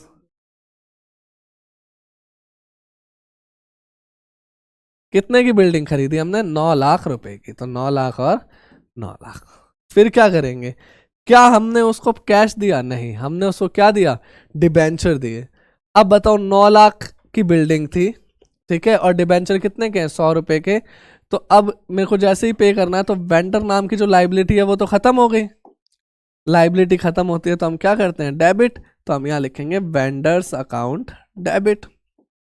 टू में कितने डिबेंचर दे रहे हैं, हम उसको दे रहे हैं 10% डिबेंचर, तो टू में 10% डिबेंचर, ठीक है। Being debenture issued against building, debenture issue करे किसके अगेंस्ट में, बिल्डिंग के अगेंस्ट में। अब देखना ध्यान से, 9 लाख रुपए की बिल्डिंग थी, ठीक है, मेरे को ये तो पता नहीं मैंने कितने डिबेंचर इशू करे, तो अब उसको कैसे निकालेंगे, नंबर ऑफ डिबेंचर, 9 लाख रुपए की बिल्डिंग थी, एक डिबेंचर का प्राइस 100 रुपए था, तो बताओ कितने डिबेंचर आ जाएंगे, तो 2 जीरो कट हो गए, कितने डिबेंचर आ गए, 9,000 डिबेंचर। तो नंबर ऑफ डिबेंचर कितने निकल के आ गए, 9,000 डिबेंचर, ठीक है। तो भाई 9,000 डिबेंचर, एक डिबेंचर की वैल्यू थी 100 रुपए, तो टोटल कितने आ गए, 9 लाख और 9 लाख। तो ये इशू हो गए डिबेंचर अदर देन कैश में, इजी है, ठीक है। तो पहले बिल्डिंग परचेस की एंट्री कर लेना, फिर उसके बाद उसको जो पेमेंट करोगे वो कैश या बैंक के थ्रू नहीं होगी, अब वो डिबेंचर के थ्रू हो जाएगी, ठीक है। अगर डिबेंचर से कोई क्वेश्चन उठता है तो अदर देन कैश का क्वेश्चन उठने के चांसेस बहुत ज़्यादा है, चाहे 12th हो, चाहे आपके नेक्स्ट लेवल CUET हो, ठीक है। MCQ उठेंगे डिबेंचर से तो भर भर के अदर देन कैश से उठेंगे, ठीक है। तो चलो भाई अगले क्वेश्चन की तरफ चलते हैं। Bose limited purchased asset of ₹9,90,000 from Bhagat. तो यहाँ पे नाम दिया हुआ है कि भाई हमने एसेट किससे खरीदी, भगत से खरीदी। Payment was made by issuing 11% debenture of ₹100 each. Pass journal entries when debenture have been issued. तो जनरल एंट्री पास करो कब, जब डिबेंचर इशू होंगे। ठीक है, तो सबसे पहले एसेट खरीदी, तो एसेट का नाम तो नहीं दिया हुआ, तो मैं क्या लिखूंगा, एसेट अकाउंट डेबिट। एसेट आ गई, क्या वेंडर का नाम दे दिया, हाँ इस बार वेंडर का नाम दे दिया, तो भगत नाम की एक लाइबिलिटी बन गई। ठीक है, तो भगत अकाउंट क्रेडिट कर देंगे, लाइबिलिटी बढ़ती है तो credit. Being asset purchase from Bhagat, कितने की खरीदी, 9,90,000 रुपए की और 9,90,000 रुपए की। ठीक है, फिर क्या करेंगे, फिर ये जो भगत नाम की लाइबिलिटी है इसको खत्म करेंगे, और लाइबिलिटी खत्म होती है तो हम क्या करते हैं, डेबिट। ठीक है, बदले में क्या इशू करना है, 11% डिबेंचर। क्या देखो, डिबेंचर प्रीमियम पार या डिस्काउंट पे है, यहाँ पे हमसे क्या कह रहा है, एट पार है, यानी कि अब हम पार पे इसको क्या करेंगे, इशू कर देंगे। अब बताओ 9,90,000 की क्या थे, डिबेंचर थे। एक डिबेंचर की वैल्यू कितनी थी, 100, तो डिवाइड कर दो, नंबर ऑफ डिबेंचर आपके आ जाएंगे 9900। तो मैंने 9900 डिबेंचर इशू कर दिए, 100 रुपये ईच के। तो भाई कितने डिबेंचर, कितने रुपए के हो गए, 9,90,000 और 9,90,000। तो ये फिर से डिबेंचर इशू हो गए अदर देन कैश में। ठीक है यहाँ तक। तो चलो इसी क्वेश्चन को हम 3 अलग अलग तरीके से करते हैं। देखो ये एंट्री तो हमेशा सेम रहेगी, एसेट अकाउंट डेबिट टू में भगत अकाउंट। अब इसको हम एक बार प्रीमियम से करते हैं और एक बार डिस्काउंट से करते हैं। ठीक है, तो आ जाओ, अगला क्वेश्चन है कि भाई जो 9,90,000 की हमने एसेट खरीदी उसको 10% प्रीमियम पे इशू कर दिया। ठीक है, तो अब देखो आपने प्रीमियम पे इशू करा तो जो भगत नाम की लाइबिलिटी थी वो तो खत्म हो गई, लाइबिलिटी कम होती है तो क्या करते हैं, डेबिट। 2 में कितने परसेंट डिबेंचर थे, 11% डिबेंचर देने हैं, और 2 में सिक्योरिटी प्रीमियम रिजर्व, रिजर्व एक लाइबिलिटी है, लाइबिलिटी बढ़ती है तो क्रेडिट। ठीक है, अब मेरे को पता लगाना है कि भाई मैंने डिबेंचर कितने इशू कर दिए। तो देखो 9,90,000 की एसेट थी, नंबर ऑफ डिबेंचर 9,90,000 की एसेट थी, और एक डिबेंचर की वैल्यू 100 रुपए की थी और 10% का प्रीमियम यानी 110 रुपए की हो गई। तो 0 से 0 कट गया और 11 से कट गया 9, 1 2 3, तो कितना डिबेंचर इशू करूंगा, 9,000 डिबेंचर। ठीक है, तो भाई भगत के तो पैसे कितने देने हैं, 9,90,000 रुपए, बट जो डिबेंचर इशू हुए वो 9,000 डिबेंचर, 100 रुपए ईच, कितना हो गया 9 लाख रुपए। और SPR 9,000 डिबेंचर, कितने रुपए का एक डिबेंचर था, 10 रुपए का, तो ये कितना हो गया 90,000 रुपए। ठीक है, being debenture issued other than cash. ठीक है, तो सेम क्वेश्चन को अब हम देखते हैं डिस्काउंट पे। ठीक है, तो वो एंट्री तो सेम ही होगी कि भाई एसेट खरीदी और भगत से खरीदी, तो एसेट 2 में भगत 9,90,000 और 9,90,000। अब बताओ भगत नाम की लाइबिलिटी तो यहां भी खत्म करेंगे। ठीक है, तो भगत अकाउंट डेबिट, लाइबिलिटी खत्म तो इसको क्या करेंगे, डेबिट करेंगे। डिस्काउंट जो दिया वो क्या हो गया, एक्सपेंस हो गया। ठीक है, डिस्काउंट एक्सपेंस हो गया और एक्सपेंस बढ़ता है तो हम क्या करेंगे, डेबिट करेंगे। तो discount on issue of debenture. ठीक है, तो लॉस बढ़ता है तो ये क्या करेंगे, डेबिट करेंगे। और 2 में 11% डिबेंचर, उसको हमने दे दिया, और लाइबिलिटी बढ़ती है तो हम क्या करेंगे, क्रेडिट कर देंगे। ठीक है, अब बताओ 9,90,000 के वो डिबेंचर थे और एक का प्राइस 100 रुपए था, बट यहाँ 10% का डिस्काउंट है, यानी अब उसका प्राइस कितना हो गया 90 रुपए। 100 में से 10 गए 90 रुपए, तो 0 से 0 कट गया और 9 से कट गया 11, 1 2 3, तो कितने डिबेंचर इशू कर दिए, 11,000 डिबेंचर। ठीक है, तो भगत के तो 9,90,000 ही बनने हैं, यहाँ पे 11,000 डिबेंचर और एक डिबेंचर पे डिस्काउंट कितना है 10 रुपए का, तो ये कितना हो गया 1,10,000 और 11,000 डिबेंचर, एक डिबेंचर का प्राइस कितना था 100 रुपए का, तो ये कितना हो गया 11 लाख, 11 लाख रुपए। Being debenture issued other than cash. ठीक है यहाँ तक, तो ये था अदर देन कैश में अलग अलग टाइप्स के क्वेश्चंस। ठीक है, तो चलो भाई बढ़ते हैं अगली स्लाइड्स पे। अब ये मोस्ट इंपॉर्टेंट क्वेश्चंस आपके लिए, ये भी अदर देन कैश का टाइप है। वहां पे हम देखो एसेट्स खरीदते थे, बिल्डिंग खरीदते थे, लैंड खरीदते थे, मशीनरी खरीदते थे। यहाँ पे हम पूरे बिजनेस को ही खरीद लेंगे, ठीक है।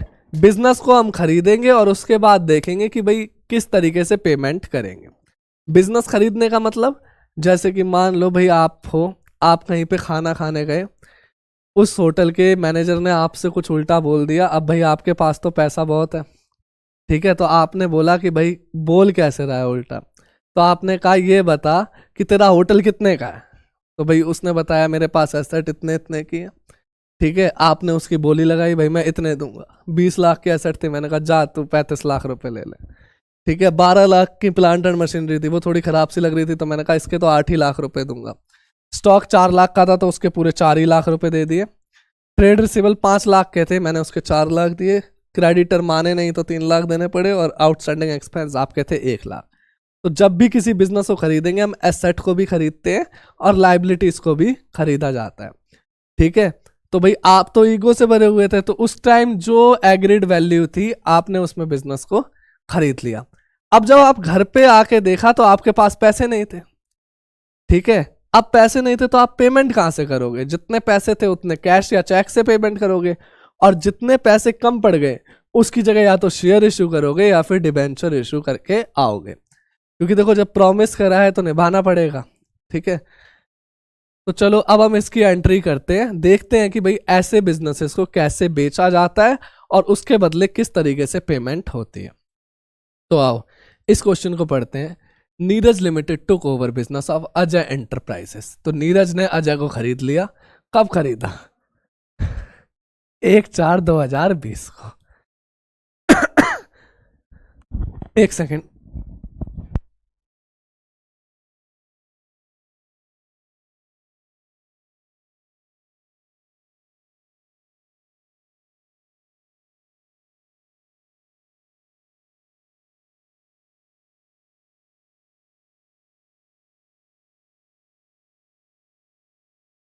अच्छा, the details of the agreement regarding the asset and liability to be taken over are. तो भी नीरज ने अजय को खरीद लिया, और ये एसेट और लाइबिलिटी का जो एग्रीमेंट हुआ था वो इस तरीके से हुआ, ठीक है। बिल्डिंग 20 लाख की थी, उसने कहा भाई मैं 35 लाख रुपए दे दूंगा। हो सकता है भाई बिल्डिंग की वैल्यू बढ़ गई हो। प्लांट एंड मशीनरी 12 लाख की थी, डैप लग के वो 8 लाख की वैल्यू हुई होगी।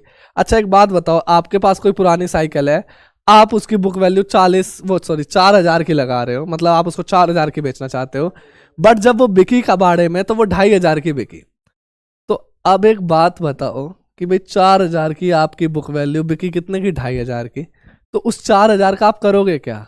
वो बिकी कितने की? 2,500 की। तो एंट्री भी कितने से होगी? 2,500 से। तो हमेशा ध्यान रखना, बुक वैल्यू पे कभी भी एसेट्स को नहीं बेचा जाता। जो भी एग्रीड वैल्यू होगी एसेट हमेशा उसी पे ही बिकेगी, ठीक है। सेम लाइबिलिटी का केस है। अब मान लो यहाँ पे आउटस्टैंडिंग एक्सपेंस 50,000 है, बट एग्री तो 1 लाख हुआ है, तो भाई पे कितना करना पड़ेगा? 1 ही लाख पे करना पड़ेगा, ठीक है। तो जब आप नीरज ने अजय को खरीदा तो अजय के पास इतनी सारी एसेट्स थी और इतनी सारी लाइबिलिटी थी। वो सब किसकी हो गई? वो सब नीरज की हो गई, ठीक है। तो जैसे ही नीरज की हुई तो नीरज क्या एंट्री करेगा? नीरज उन सारी एसेट्स को खरीदने की एंट्री करेगा। जैसे उसने बिल्डिंग खरीद ली, प्लांट एंड मशीनरी, स्टॉक और ट्रेड रिसीवेबल खरीद लिए। तो ये सारी जो उसने एसेट खरीदी, building, plant and machinery, stock और ट्रेड रिसीवेबल, ये सब उसके पास आ गई। और एसेट आती है तो हम क्या करते हैं? डेबिट। तो उसके पास बिल्डिंग आ गया, प्लांट एंड मशीनरी आ गई, स्टॉक आ गया, और उसके पास ट्रेड रिसीवेबल आ गया। ये सारी एसेट्स आ गई। एसेट बढ़ती है तो डेबिट। और उसके पास कर्जे में क्या क्या आ गया? एक क्रेडिटर आ गया यानी ट्रेड पेबल आ गया, और दूसरा आउटस्टैंडिंग एक्सपेंसेस आ गए, ठीक है। तो ये सारे उसके खर्चे आ गए, ठीक है। मतलब लाइबिलिटीज आ गई और आपकी एसेट्स भी आ गई। अब देखो बिल्डिंग एग्रीड कितने में हुई? 35 लाख या 8 लाख? 4 लाख, 4 लाख। तो 35, 8, 4, 4, ठीक है। तो बिल्डिंग आई 35 लाख की, प्लांट एंड मशीनरी 8 लाख की, stock 4 lakh, debtor 4 lakh. Liability कितने कितने की आई? 3 लाख और 1 लाख। तो एक लाइबिलिटी 3 लाख की और एक लाइबिलिटी 1 लाख की। क्रेडिटर 3 लाख और आउटस्टैंडिंग एक्सपेंस 1 लाख, ठीक है भाई यहाँ तक। अब एक बात बताओ, 35 8 43 और 8 कितना हो गया? 35 4 39, 39 4 43, 4 47, 51 लाख की एसेट अभी तक आ चुके हैं और 4 लाख की लाइबिलिटीज हमने खरीद ली। ठीक है, तो भाई मेरे को कितना पे करना चाहिए? मेरे को तो ईमानदारी से देखा जाए तो 47 लाख रुपए अभी भी इसको पे करने चाहिए। तो अब देखते हैं पेमेंट कैसे करें। It was decided to pay for purchase consideration as 7 lakh through cheque and balance by issue of 2,09,000 debenture of 20 each at a premium of 25%। तो वो क्या कह रहा है कि भाई जो परचेज कंसिडरेशन हुआ वो एक तो आपने 7 लाख रुपए का चेक दे दिया। ठीक है, तो अब एक बात बताओ, जो परचेज कंसिडरेशन है यानी कि आपने नीरज को जो खरीदा था तो नीरज को भाई पैसे तो देने पड़ेंगे, तो ये एक प्रॉमिस करके आए होगे आप, और प्रॉमिस आपके लिए लाइबिलिटी हो गई, तो नीरज एंटरप्राइजेस आपके लिए क्या हो गई? लाइबिलिटी हो गई। ठीक है, इसको क्या दे रहे हो? एक तो 7 लाख का चेक दे रहे हो, प्लस कह रहा है balance bye issuing 2,09,000 debenture of 20 rupees each. अब बैलेंस के लिए आप 2,09,000 डिबेंचर जिसका प्राइस 20 रुपये ईच था और प्रीमियम कितना था? 25%। तो 20 रुपये का 25% कितना हो गया? 5 रुपये। ठीक है, तो एक डिबेंचर की वैल्यू 25 रुपये की हो गई। ठीक है, तो कितना पे कर रहे हो उसको? 25 इंटू में 2 लाख 50 लाख प्लस में 7 लाख, उसको आप 57 लाख रुपए पे कर रहे हो। ठीक है, तो अब देखो 51 लाख की तो आपने एसेट खरीदी, 57 3 60 और 61 लाख की आपके लिए कर्जा आ गया। तो बताओ घर पे जाके तो जूते पड़ने वाले हैं। क्यों? क्योंकि 51 लाख की आपने एसेट खरीदी और 61 लाख का कर्जा आ गया। बट आप तो ईगो में हो भाई, आपको तो उसका बिजनेस खरीदना है। तो जब कभी भी आप एसेट से ज्यादा पे कराते हो कहीं पे, यानी कि आपने उसका नाम खरीद लिया। नाम को हम अकाउंटिंग टर्म में गुडविल के नाम से जानते हैं, यानी आपने उसकी रेपुटेशन को खरीद लिया। ठीक है, तो अब देखो डिफरेंस जो हो रहा है वो डेबिट साइड कम है, तो आप डेबिट साइड गुडविल लिख के इसको सेट ऑफ करोगे और इस तरह लिख दोगे बैलेंसिंग फिगर। हमने गुडविल चैप्टर में करा था कि भाई परचेज गुडविल तो यही होती है, परचेज्ड गुडविल। ठीक है, कितने की आ रही है? 10 लाख रुपए की। क्या अब ये बराबर आ रहे हैं? हाँ, अब ये बराबर आ रहे हैं। ठीक है, तो नीरज नाम की लाइबिलिटी बन गई 57 लाख रुपए की। अब 57 लाख को आपको पे करना है, तो नीरज एंटरप्राइजेस नाम की लाइबिलिटी खत्म। ठीक है, किस किस तरीके से पे कर रहे हो आप? एक तो आपने चेक पे करा यानी बैंक से पैसे चले गए, एक आपने डिबेंचर दे दिए, कितने परसेंट? 9% डिबेंचर, और प्रीमियम पे इशू करा यानी 2 में सिक्योरिटी प्रीमियम रिजर्व। ठीक है, नीरज नाम की लाइबिलिटी 57 लाख की थी, चेक आपने 7 लाख का दे दिया, और भाई 2 लाख डिबेंचर थे 20 रुपए ईच के, कितना हो गया? 2 लाख इंटू में 20 कितना हो गया? 40 लाख। ठीक है, और 2 लाख पे 5 रुपए का प्रीमियम था, तो ये कितना हो गया? 10 लाख। तो ऐसे खरीदा जाता है रनिंग बिजनेस, और इस तरीके से इसको अदर देन कैश में पे कर दिया जाता है। ठीक है, तो ये मोस्ट इंपॉर्टेंट क्वेश्चन है, आप देख लो। एमसीक्यू अगर इस पे आया तो कैसे आएगा? What are the amount transferred in goodwill? ठीक है, तो आप क्या बोलोगे भाई? 10 लाख। ठीक है, what are the purchase consideration from the वो नीरज लिमिटेड, नीरज एंटरप्राइज का परचेज कंसिडरेशन आपने क्या पे करा? तो आप क्या लिखोगे? 57 लाख। वो कहेगा डिबेंचर कितने के इशू करे? तो 2 लाख। ये तो चलो क्वेश्चन में दिया था, कई बार नंबर ऑफ डिबेंचर भी गायब रहता है, तो इस तरीके के क्वेश्चंस वो पूछता है। ठीक है, तो चलो भाई आगे चलते हैं। Issue of debenture to promoter, ये भी अदर देन कैश का ही टाइप है। तो भाई प्रमोटर को आप किस तरीके से डिबेंचर को इशू करते हो? अब प्रमोटर कौन होता है? प्रमोटर वो ग्रुप ऑफ पर्सन होते हैं जिनके दिमाग में पहली बार कंपनी का विचार आता है। उनकी रातों की नींदों में कंपनी कंपनी कंपनी कंपनी चिल्लाने लगता है, मतलब वो उन्होंने कंपनी बनने से पहले उसके लिए मेहनत करी होती है। ठीक है, कुल मिला के जैसे registration fees, consultancy fees, building खरीदी, ठीक है, वो सारे जो खर्चे होते हैं वो प्रमोटर पे करते हैं। ठीक है, अब प्रमोटर जैसे ही प्रमोटर के ये सारे खर्चे हुए, कंपनी बनी, कंपनी बनते ही आपने कहा प्रमोटर अलग कंपनी अलग, क्योंकि भाई कंपनी सेपरेट लीगल एंटिटी है, तो प्रमोटर अलग हो गया और कंपनी क्या हो गई? अलग हो गई। ठीक है, तो अब भाई जो इन्होंने खर्चा करा उसके बदले आपको पैसे देने पड़ेंगे। जैसे ही आप पैसे दोगे, पैसे तो आपके पास है नहीं, तो आप इसको क्या दे दोगे, डिबेंचर के रूप में पेमेंट कर दोगे। तो ये अदर देन कैश का सेकंड टाइप है। तो चलो देखते हैं। अब देखो, जो कंपनी बनने से पहले खर्चे होते हैं इसको कहते हैं प्रीलिमिनरी एक्सपेंसेस, ठीक है, या फिर प्री इनकॉर्पोरेशन एक्सपेंसेस।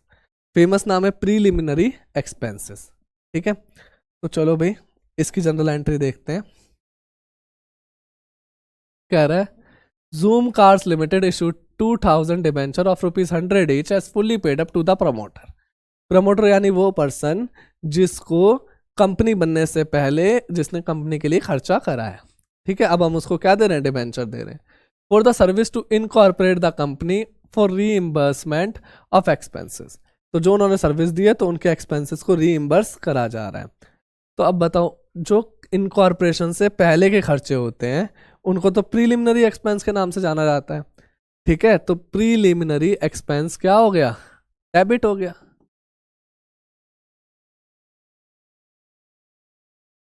खर्चा है, खर्चा बढ़ता है तो डेबिट।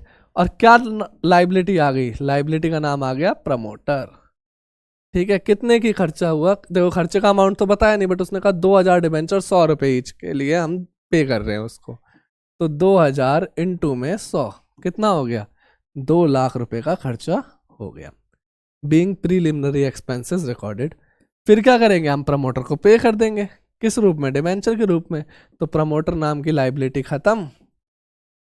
2 में कितने परसेंट डिबेंचर दे रहे हैं भाई उसको, हाँ डिबेंचर का परसेंटेज नहीं दिया तो 2 में परसेंटेज डिबेंचर, ठीक है। कितने के, 2 लाख रुपए और 2 लाख रुपए। Being debenture issued to promoter. तो इस तरीके से हम प्रमोटर को क्या कर देते हैं, इशू कर देते हैं, ठीक है। तो चलो भाई अगली स्लाइड पे चलते हैं। अब हम देखेंगे इशू अंडर राइटर को कैसे करेंगे, ठीक है।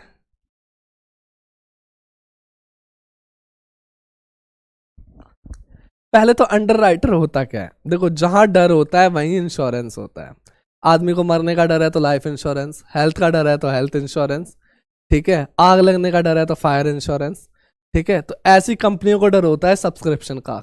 अगर 90% सब्सक्रिप्शन नहीं आया तो कंपनी की जो इशू करने की मेहनत है वो सारी क्या हो जाएगी, जीरो हो जाएगी।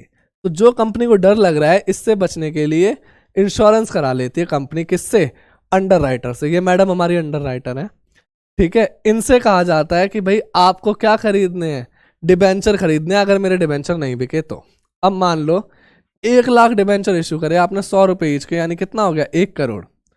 अगर 90,000 डिबेंच 90,000 शेयर्स खरीदने के लिए नहीं आते ना तो आप इशू कर ही नहीं सकते। अगर आपने इशू ही नहीं कर सकते तो ये जो खर्चा हुआ वो सारा क्या हो गया, बेकार हो गया, ठीक है। तो अब हम इन अंडर राइटर मैडम से कहते हैं कि मैम अगर 90,000 आ गए तो कोई बात नहीं, और अगर 90,000 नहीं आए ना तो जितने कम रह गए वो सारे डिबेंचर आपको खरीदने पड़ेंगे। तो भाई रिस्क तो इसके लिए भी और रिस्क इसके लिए भी है। तो इसने कहा चलो ठीक है मैं खरीद लूंगी, बट बदले में आपको मेरे को कमीशन देना पड़ेगा। मैंने कहा भाई ठीक है कमीशन दे देंगे। तो भाई कमीशन देंगे तो वो तो कैश में देना पड़ेगा, बट हमने क्या करा, कमीशन कैश में ना देके उनको डिबेंचर दे दिए, ठीक है। तो डिबेंचर क्या हो गया, अदर देन कैश में इशू हो गया। तो चलो भाई इसकी एंट्रीज देखते हैं। कह रहा है grown limited issued 110% debenture of 1000 rupees each credited as fully paid up to the underwriters toward their commission। तो कह रहा है ग्रोन लिमिटेड ने क्या करा कि 100 डिबेंचर 10% वाले 1000 रुपए का एक अंडर राइटर को एज अ कमीशन पे करने का वादा कर दिया। तो आप बताओ अंडर राइटर कमीशन एक खर्चा हुआ होगा, पहले तो खर्चा बढ़ता है तो क्या करते हैं, डेबिट। तो under writer commission account debit. 2 में एक लाइबिलिटी बढ़ गई अंडर राइटर नाम की, तो 2 में अंडर राइटर अकाउंट, ठीक है। कितने की लाइबिलिटी है, 100 डिबेंचर थे 1000 रुपए के हिसाब से, यानी 1 लाख रुपए और 1 लाख रुपए। Being under writer commission recorded. फिर क्या करेंगे, फिर जो अंडर राइटर का कमीशन है इसको क्या करेंगे, पेड आउट करेंगे। तो भाई अंडर राइटर नाम की लाइबिलिटी खत्म हो जाएगी। तो जैसे ही लाइबिलिटी खत्म करेंगे तो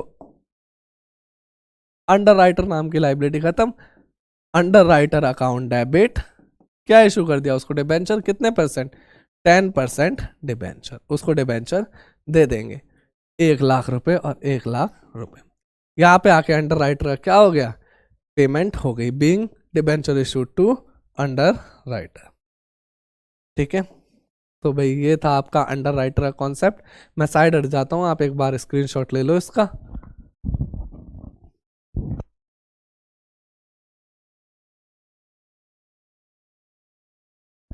ठीक है, तो आपने स्क्रीनशॉट ले लिया होगा। अब भाई हमारा अगला टॉपिक आता है कोलैटरल सिक्योरिटी। अभी अभी आपने एक केस सुना होगा, हिंडबर्ग कंपनी और अडानी का केस।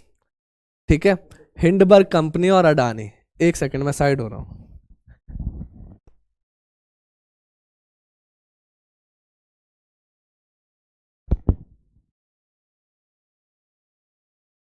ठीक है, हिंडबर्ग कंपनी और अडानी का आपने केस सुना होगा। हिंडबर्ग कंपनी अडानी का जो केस था, जिसने अडानी के ऊपर आरोप लगाए थे, उसी टाइम एक न्यूज़ उड़ी थी कि भाई अडानी की जितनी कोलैटरल सिक्योरिटी है उसकी वैल्यू 0 हो जाएगी। ठीक है, जिससे क्या हुआ, अडानी के शेयर एकदम से ड्रॉप डाउन हो गए। ठीक है, तो भाई कोलैटरल सिक्योरिटी ये होती क्या है, तो उस टाइम भी कई लोगों के मन में सवाल आया कि भाई कोलैटरल सिक्योरिटी नाम है क्या, ये कोलैटरल सिक्योरिटी। देखो भाई, ये बैंक है SBI, काउंटर नंबर 4 वाली। ठीक है, और ये हमारी कंपनी है। अब हमारी कंपनी को क्या चाहिए, लोन चाहिए। हम क्या करेंगे, इस बैंक के पास एप्लीकेशन लेकर जाएंगे कि हे बैंक, आपने विजय माल्या को लोन दे दिया तो हमें भी लोन दे दो। ठीक है, तो कंपनी, वो बैंक क्या करेगी, हमारे डॉक्यूमेंटेशन चेक करेगी, और जब भाई उन्होंने विजय माल्या को लोन दिया, वो तो भाग गया, तो अब वो हमसे सिक्योरिटी लेगी। तो भाई हमने सिक्योरिटी में, हमारे पास जमीन थी या फिर बिल्डिंगें थी, वो हमने एज अ सिक्योरिटी में दे दी इसे। ठीक है, अब भाई हो सकता है कि बैंक को उस टाइम संतुष्टि हो गई, फिर बाद में उनको लगा कि यार इसकी वैल्यू तो कम है जितना मैंने लोन दिया, या हो सकता है फ्यूचर में इसकी वैल्यू कम हो गई, तो इनको लगा यार मेरा तो लोन अब अनसिक्योर्ड होता जा रहा है, तो इन्होंने कहा कि भाई इससे काम नहीं चलेगा, ये तो आपकी प्राइमरी सिक्योरिटी हो गई, आप मेरे को दूसरी सिक्योरिटी और दे दो। तो भाई जब मैं सेकंड टाइम सिक्योरिटी, मतलब एडिशन सिक्योरिटी बैंक को देता हूं किसी लोन के बदले, उससे हम कहते हैं कोलैटरल सिक्योरिटी। आया समझ में, आपने मेरे से लोन लिया, आपने अपनी बिल्डिंग मेरे को गिरवी रख दी, तो वो क्या है, प्राइमरी सिक्योरिटी।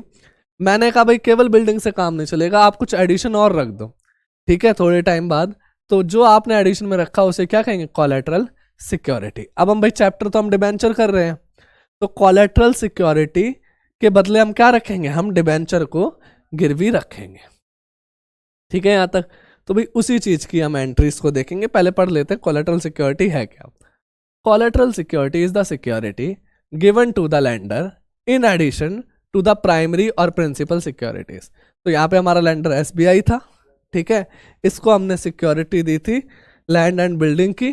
ठीक है, तो भाई in addition to the primary और प्रिंसिपल सिक्योरिटी, तो जो हमने सिक्योरिटी दी थी वो प्राइमरी या फिर प्रिंसिपल सिक्योरिटी थी, बट उसने एडिशन में एक और सिक्योरिटी मांगी, तो उसको हम क्या बोलेंगे, कोलैटरल सिक्योरिटी। क्लियर है, तो कोलैटरल सिक्योरिटी क्या होती है, in addition to the primary and principal security. Clear है यहाँ तक। तो भाई इसकी जो अकाउंटिंग ट्रीटमेंट है उसको करने के 2 तरीके हैं, एक तो आप बुक्स में रिकॉर्ड करोगे, दूसरा आप बुक्स में रिकॉर्ड नहीं करोगे। और जब भी मैं बुक्स बोलता हूँ उसका मतलब है जनरल एंट्री। एक तो आप जनरल एंट्री करोगे, दूसरी आप जनरल एंट्री नहीं करोगे। ठीक है, तो पहला केस देखते हैं जब हम जनरल एंट्री करते हैं, सॉरी नहीं करते हैं। First method when journal entry is not passed, तो कह रहा है Hayat limited took loan of ₹8 lakh from State Bank of India. तो हयात लिमिटेड ने SBI से लोन लिया, कितने का, 8 लाख रुपए का, and issued 10,009% debenture of ₹100 is as collateral security. यानी कि उसने पहले कुछ और भी गिरवी रखा होगा, फिर इन एडिशन में हमने क्या रख दिया, डिबेंचर गिरवी रख दिया। How will issue of debenture be shown in the balance sheet, first part when journal entry is not passed. मतलब यहाँ पे वो जनरल एंट्री पास नहीं करवाना चाहता। तो देखो भाई, वो जनरल एंट्री पास करवाए या ना करवाए, हमको बैलेंस शीट में इसको शो करना होता है। ठीक है, बैलेंस शीट कौन सी, पार्टनरशिप वाली नहीं, कंपनी वाली, वो particular note number account amount वाली। ठीक है, तो अब बताओ यहाँ पे लोन वगैरह की बात हो रही है, कैपिटल की तो बात हो नहीं रही, ना रिजर्व एंड सरप्लस की बात हो रही है। ठीक है, तो लोन की बात हो रही है, तो लोन के केस में हम सीधा लॉन्ग टर्म बोरोइंग से शुरू कर देंगे। ठीक है, और लॉन्ग टर्म बोरोइंग किसके अंदर आती है, थर्ड नंबर पे, वो नॉन करंट लाइबिलिटी। अगर आपको ये बैलेंस शीट नहीं आती तो इसकी मैंने वीडियो यूट्यूब पे डाल रखी है, फाइनेंशियल स्टेटमेंट एनालिसिस के अंदर फाइनेंशियल स्टेटमेंट नाम का चैप्टर है, उसमें इसको डाल रखा है, बैलेंस शीट और statement of P and L account, तो आप वहां से इसको देख सकते हो। नॉन करंट लाइबिलिटी, इसके अंदर जो पहला ऑप्शन आता है वो आता है लॉन्ग टर्म बोरोइंग का। ठीक है, और इस बैलेंस शीट की खास बात यह है, अगर इसमें कोई भी एडिशन होता है, कोई भी झंझट होता है, तो हम सीधा नहीं लिखते, हम क्या लिख देते हैं, नोट नंबर लिख देते हैं। तो यहाँ पे नोट नंबर 1 आ गए। ठीक है, यहाँ तक। अब नोट नंबर 1 में हम यहाँ पे लिखेंगे क्या, लॉन्ग टर्म बोरोइंग। इसके अंदर हमने कौन सी बोरोइंग ली, हमने लोन लिया किससे, एसबीआई से, तो यहाँ लिखेंगे लोन, एक सेकेंड, हम यहाँ लिखेंगे लोन फ्रॉम एसबीआई। कितने का लोन लिया भाई एसबीआई से, 8 लाख रुपए का, तो यहाँ पे कितना लिख दिया, 8 लाख। और यहाँ पे एक नोट लिख देंगे